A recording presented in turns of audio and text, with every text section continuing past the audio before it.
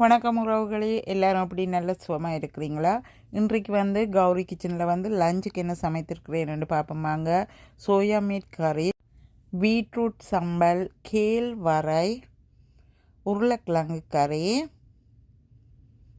பருப்பு கறி, இது வந்து பாவக்காய் கறி. பாருங்கள் எப்படி சமைத்திருக்கிறேன்னு சொல்லி. நிறைய பேருக்கு பாவக்காய் கறி பிடிக்காது, கைக்குமென்னு சொல்லி நான் வந்து அந்த மாதிரி சூப்பராக சமைப்பேன். இந்த பாருங்கள் என்னுடைய சாப்பாடு வந்து எப்படி இருக்கிறேன்னு. இது வந்து ஓர்டருக்கு சமைத்திருக்கிறேன். இப்போ வந்து இந்த ரைஸோடு சேர்த்து பப்படம், மிளகாய், வடகம் இவையெல்லாம் சேர்த்து இந்த ரைஸோட வந்து ஒரு பார்சலாக நான் கொடுக்குறேன்.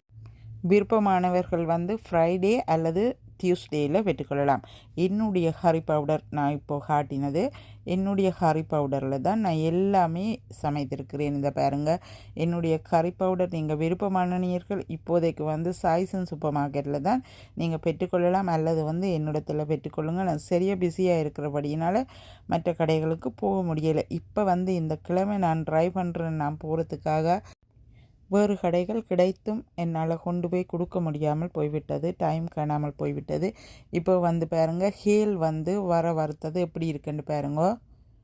அந்த மாதிரி சூப்பராக இருக்கிறார். சோயா மீட் கறி பாருங்கள். இந்த பாருங்கள் என்னுடைய கறி பவுடரில் தான் நான் ப்ராமிஸாக சமைத்திருக்கிறேன். இது வந்து பருப்பு கறி வந்து கடைசியாக தான் சமைக்கிறேன்.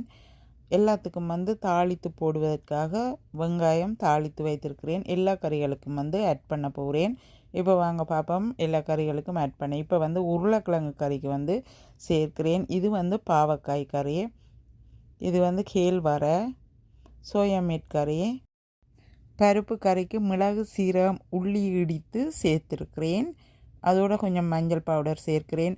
எல்லாமே வந்து நேச்சுரலாக என்னுடைய கௌரி கிச்சனில் இருந்து நான் மேக் பண்ணினதுகள். இப்போ வந்து கொஞ்சம் பால் சேர்க்கிறேன் பருப்பு கறிக்கு. பருப்பு கறியும் வந்து அந்த மாதிரி சூப்பராக ரெடி ஆகிட்டார். மரக்கறிக்கு எப்போதுமே வந்து பருப்பு கறி இருக்க வேணும், இருந்தால் தான் வந்து டேஸ்ட்டாக இருப்பார் எல்லா கறியோடையும் சேர்த்து சாப்பிடும்போது. இப்போ வந்து தாளிப்பும் வந்து பருப்பு கறிக்கு சேர்த்துருக்கிறேன். பாருங்கள் எப்படி இருக்கிறாருன்னு சொல்லி. பிடித்திருந்தால் நீங்களும் என்னிடத்தில் ஆர்டர் பண்ணி பெற்றுக்கொள்ளலாம்.